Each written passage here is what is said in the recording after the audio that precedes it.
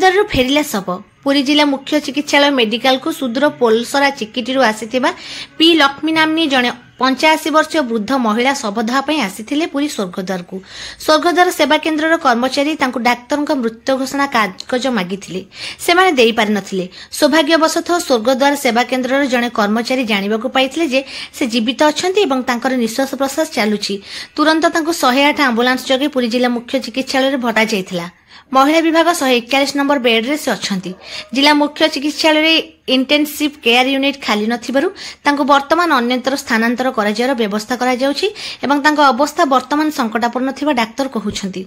वर्तमान तांको निकट रे तांको जोइन एन धर्मा सेठी एवं पुरी स्वर्गद्वार सेवा उपकेन्द्र मुख्य सेवक ब्रजकिशोर साहू उपस्थित अछंती।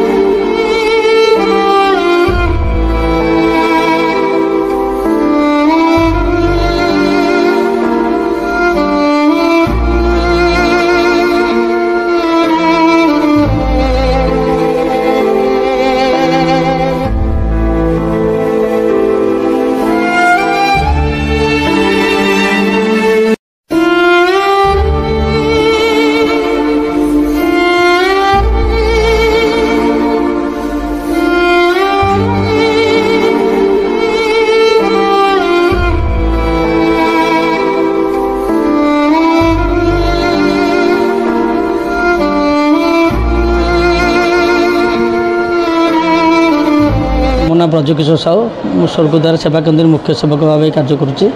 आज बड़ीटी आसला प्रत्येक दिन तो 90-100 बड़ी एठिक आसूची।